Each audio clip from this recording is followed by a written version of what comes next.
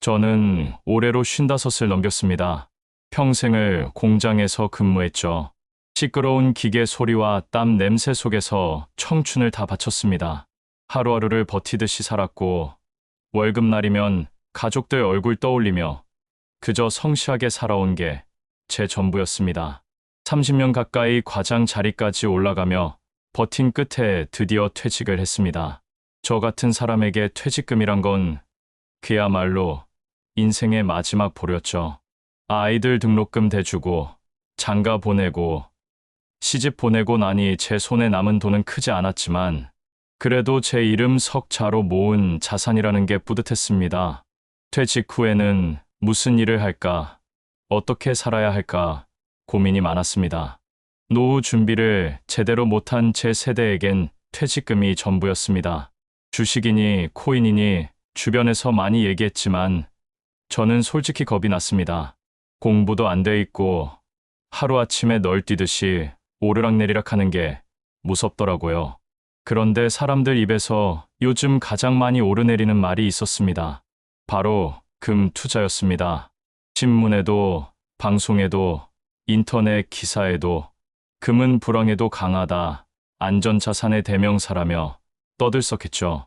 평생 경제랑 담쌓고 살았던 저도 귀가 솔깃해졌습니다.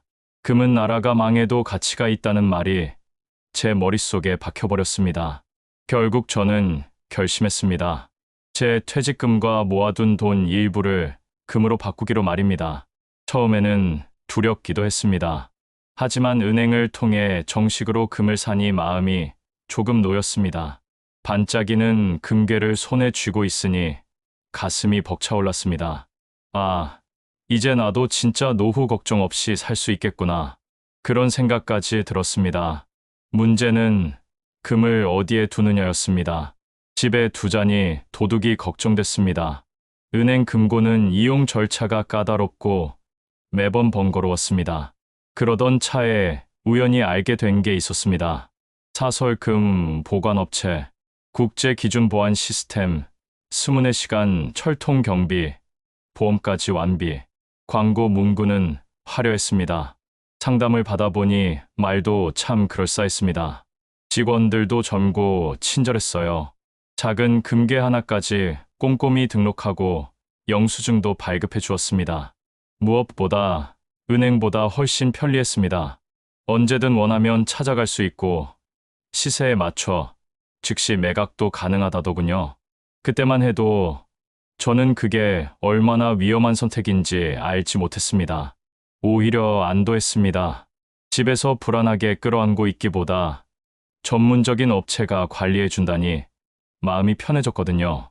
퇴직 후 늘 불안하던 제 마음을 단번에 눌러준 곳이 바로 그 사설 보관업체였습니다. 저는 매달 한 번씩 그 업체를 찾아갔습니다. 제 금이 안전하게 잘 보관돼 있는지 확인하기 위해서였죠. 갈 때마다 흰 장갑을 낀 직원이 서류를 내밀고 제 금괴가 어느 칸에 있는지 보여주곤 했습니다. 유리창 너머로 반짝이는 금빛을 볼 때마다 저는 안도했습니다. 이게 다 내 거구나. 평생 고생 끝에 얻은 내 노후구나. 사실 제겐 작은 자부심도 있었습니다. 친구들과 술자리에서 은근히 자랑을 했거든요. 나는 말이야, 은행 이자보다 안전한 금으로 노후 준비했어. 요즘 금값 오르는 거 알지? 걱정 없이. 친구들은 감탄했습니다. 역시 너답다. 성실한 사람은 다르다니까. 그 말에 어깨가 으쓱했습니다. 가족들도 안심하는 눈치였습니다. 아내는 그래도 집에 두는 것보다 안전하다니 다행이야 했고, 딸아이도 아빠, 요즘 뉴스 보니까 금값 계속 올라가던데 진짜 좋은 선택한 것 같아요 하더군요. 그 말에 마음이 든든했습니다. 평생 자식들 앞에서 큰 소리 한 번 못 치고 살아왔는데 처음으로 당당하게 말할 수 있었습니다. 그 무렵 금값은 실제로 오르고 있었습니다. TV 경제뉴스에서 매일처럼 금 시세가 사상 최고치를 기록한다고 떠들었습니다. 제 금괴 가치도 날마다 불어나는 걸 보며 가슴이 뛰었습니다. 계산기를 두드려 보니 1년 만에 수천만 원이 불어난 겁니다. 그 순간만큼은 제가 인생에서 가장 현명한 선택을 했다고 확신했습니다. 은퇴 후 우울하고 허무했던 마음도 조금은 사라졌습니다. 친구들 중에는 퇴직금으로 주식하다가 반토막 났다는 이도 있었고, 치킨집 하다가 망해버린 사람도 있었습니다.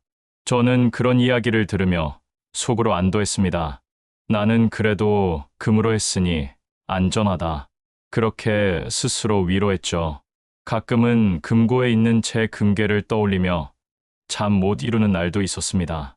마치 오래된 친구를 떠올리듯 제 마음 한구석을 든든히 지켜주는 존재였거든요. 저 금만 있으면 아이들한테 손 안 벌리고 노후에도 걱정 없이 살 수 있겠지. 꿈 같은 상상을 하며 스스로 행복했습니다. 그 무렵 저는 다시 작은 목표도 세웠습니다. 남은 돈으로 시골에 조그만 집을 짓고 아내와 텃밭 가꾸며 살자는 꿈이었습니다. 주말마다 부동산을 다니며 땅을 알아보기도 했습니다. 모든 게 금을 바탕으로 가능하다고 믿었으니까요. 하지만 인생이란 게 그렇더군요. 행복이 오래가진 않았습니다. 작은 균열은 이미 그때부터 시작되고 있었습니다. 제가 모르는 사이 제 노후를 지켜줄 거라 믿었던 사설 보관업체 안에서 아주 조용히, 그러나 무섭게 어떤 일이 벌어지고 있었던 겁니다.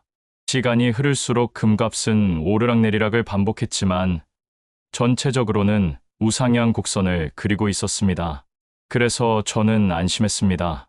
하지만 어느 순간부터 마음 한구석에 알 수 없는 불편함이 피어올랐습니다. 예전 같으면 보관업체에 전화를 걸면 곧바로 직원이 친절하게 응대했는데 언젠가부터는 지금 담당자가 부재 중입니다라는 자동응답만 들려왔습니다. 처음에는 바쁜가 보다 했습니다. 그런데 며칠을 걸어도 상황이 같았습니다. 다시 업체를 직접 방문했습니다. 예전엔 넓고 밝던 사무실이 이상하게 썰렁해져 있었습니다. 사람도 줄었고 데스크 앞에 앉은 직원의 표정도 어딘가 불안해 보였습니다. 요즘 회사가 좀 구조조정을 하고 있어서 그렇습니다. 걱정 마시고 금은 안전하게 보관 중입니다. 그들은 그렇게 말했지만 제 마음은 가라앉지 않았습니다. 이상한 점은 더 있었습니다. 예전에는 금을 확인하러 가면 바로바로 보여주던 걸 이번엔 내부 점검 중이라 당장은 어렵습니다라는 말만 반복했습니다. 그때부터였습니다. 가슴이 철렁 내려앉았습니다. 설마 하는 생각이 머리를 스쳤습니다. 하지만 제 스스로 그 가능성을 부정했습니다. 설마 내가 맡긴 회사가 문제를 일으키겠어? 하지만 불안감은 점점 현실되어 가고 있었습니다. 언론에서 비슷한 업체의 횡령 사건이 보도되는 걸 보았을 때 가슴이 덜컥 내려앉았습니다. 그럼에도 불구하고 저는 믿고 싶었습니다. 내 노후, 내 퇴직금, 내 희망이 걸려 있는데 그 모든 걸 의심할 수는 없었습니다. 그날 밤 잠자리에 누워도 눈을 감지 못했습니다. 혹시나 하는 두려움이 제 온몸을 짓눌렀습니다. 결정적인 날은 어느 봄날이었습니다. 아침부터 왠지 가슴이 불안하게 뛰었습니다. 저는 마음을 다잡고 업체를 찾았습니다. 하지만 눈앞에 펼쳐진 광경은 믿을 수 없었습니다. 사무실은 문이 굳게 닫혀 있었고 입구 유리문에는 A사 용지 한 장이 붙어 있었습니다. 내부 사정으로 영업을 중단합니다. 고작 그 문구 하나뿐이었습니다. 순간 머리가 하얘졌습니다. 발은 굳어버린 듯 움직이지 않았습니다. 저뿐만이 아니었습니다. 주변에는 이미 수십 명의 사람들이 몰려들어 아우성을 치고 있었습니다. 저와 같은 피해자들이었습니다. 어떤 이는 울부짖었고 어떤 이는 경찰을 불러야 한다며 고함을 질렀습니다. 모두가 절망에 빠져 있었습니다. 저는 떨리는 손으로 전화를 걸었습니다. 평소 담당하던 직원 번호였습니다. 하지만 없는 번호입니다라는 차가운 음성만 돌아왔습니다. 회사 대표에게 걸어도 역시 불통이었습니다. 그 순간 깨달았습니다. 제 금괴는, 제 인생은 이미 사라져버렸다는 사실을요. 그날 집으로 돌아오는 길, 세상이 뒤집힌 듯 했습니다. 온몸에 힘이 빠져 걸음조차 떼기 힘들었습니다. 퇴직 후 처음으로 웃으며 살아왔던 날들이 떠올랐습니다. 반짝이던 금빛이 제 눈앞에서 꺼져버린 순간이었습니다. 저는 곧바로 경찰에 신고했습니다. 하지만 돌아오는 대답은 차가웠습니다. 이미 대표가 해외로 도피한 정황이 있습니다. 회사 자산도 거의 없는 상태입니다. 피해자 모임이 꾸려졌습니다. 수백 명이 모여 서로의 사연을 토해냈습니다. 퇴직금 전부 맡겼다. 아이들 결혼 자금이 들어가 있다. 모두 저와 다르지 않았습니다. 사람들의 울음과 분노가 뒤엉킨 자리에서 저는 말없이 고개만 숙이고 있었습니다. 언론에서도 사건을 보도했습니다. 하지만 기사가 난다고 금이 돌아오는 건 아니었습니다. 며칠 뒤 경찰에서 연락이 왔습니다. 대표가 필리핀으로 도주했다는 소식이었습니다. 잡히더라도 이미 빼돌린 돈은 찾을 길이 없다고 했습니다. 집에 돌아와 혼자 방에 앉아 있으면 가슴이 미어졌습니다. 제 손으로 안전하다고 믿고 맡긴 곳이었는데 이렇게 허망하게 잃어버리다니. 제가 평생 모은 땀의 대가가 한순간에 허공으로 사라져버린 겁니다. 잠을 잘 수도 없었습니다. 눈만 감으면 반짝이던 금괴가 떠올랐고 그 금괴를 떠나보내던 제 손이 원망스러웠습니다. 내가 왜 그랬을까? 은행에 맡겼으면 집에 두었더라도 이렇게 당하지는 않았을 텐데 후회는 소용이 없었습니다. 가장 큰 문제는 가족이었습니다. 아내는 처음엔 저를 위로하려 했습니다. 당신 잘못이 아니에요. 누구라도 속았을 거예요. 하지만 시간이 지날수록 생활이 어려워지자 그 위로는 원망으로 바뀌었습니다. 당신이 퇴직금을 그렇게 맡기지만 않았어도 우리가 이렇게까지 힘들지는 않았을 텐데. 아이들 앞에 서는 것도 괴로웠습니다. 딸아이는 아빠 괜찮아라고 말했지만 그 눈빛 속엔 실망이 숨어 있었습니다. 아들은 차마 말을 못했지만 저는 느낄 수 있었습니다. 아버지가 우리 미래를 망쳤다. 그날 이후 집안 분위기는 무겁게 가라앉았습니다. 밥상에 둘러앉아도 웃음소리는 사라졌습니다. 제 잘못이라는 자책감이 날마다 제 목을 죄어왔습니다. 가족들에게 평생 성실하게 살아온 아버지, 남편으로 기억되고 싶었는데 오히려 가장 어리석은 선택을 한 사람으로 남게 될까 두려웠습니다. 결국 생활은 버티지 못했습니다. 적금을 깨고 집 대출까지 당겼으며 근근히 버텼지만 빚은 눈덩이처럼 불어났습니다. 일자리를 찾아야 했습니다. 하지만 50대 중반의 남자를 받아주는 회사는 없었습니다. 처음엔 경비 일을 했습니다. 밤새도록 추위에 떨며 건물 입구를 지켰습니다. 그마저도 오래가지 못했습니다. 몸이 따라주지 않았습니다. 결국 선택한 건 대리운전이었습니다. 낮에는 잠을 청하고 밤이면 술 취한 사람들을 태우고 거리를 달렸습니다. 차창 너머로 스치는 불빛을 보며 생각했습니다. 내가 이렇게 될 줄은 몰랐다. 반짝이던 금괴 대신 이제는 술 냄새 가득한 뒷좌석이 제 삶이 되었습니다. 제 자존심은 바닥에 떨어졌고 몸과 마음은 지쳐갔습니다. 이제와 돌이켜보면 제 가장 큰 잘못은 안전하다는 말만 믿고 스스로 확인하지 않았다는 겁니다. 눈앞에 편리함에 안주했고 작은 이상 신호를 무시했습니다. 그리고 결국 제 노후를 지켜줄 마지막 보루를 잃었습니다. 사람들은 흔히 말합니다. 돈은 사람을 지켜주지 않는다. 그 말이 이제야 실감됩니다. 금은 반짝였지만 제 삶을 반짝이게 해주지는 못했습니다. 오히려 저를 더 깊은 어둠 속으로 끌고 갔습니다.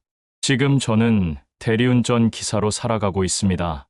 남들이 퇴근 후 웃으며 집으로 돌아갈 때 저는 반대로 핸들을 잡고 거리를 달립니다. 예전 같으면 자존심 상했을 겁니다. 하지만 이제는 받아들입니다. 제 어리석음을 돌이킬 수는 없으니까요. 부디 이 영상을 보시는 분들은 저 같은 실수를 반복하지 않으셨으면 합니다. 돈은 사라져도 가족의 믿음은 잃지 않기를 바랍니다. 그리고 꼭 기억하십시오. 요즘처럼 금 시세가 좋을 때일수록 더 조심해야 합니다. 안전자산이라는 말만 믿다가는 저처럼 하루아침에 모든 것을 잃을 수 있습니다. 망했어도 인생이란 다시 이렇게 발버둥 치며 살아갑니다. 여러분, 인생은 늘 뜻대로 되지 않지만 끝까지 버티는 그 발버둥이 결국 또 다른 길을 열어주는 법이죠.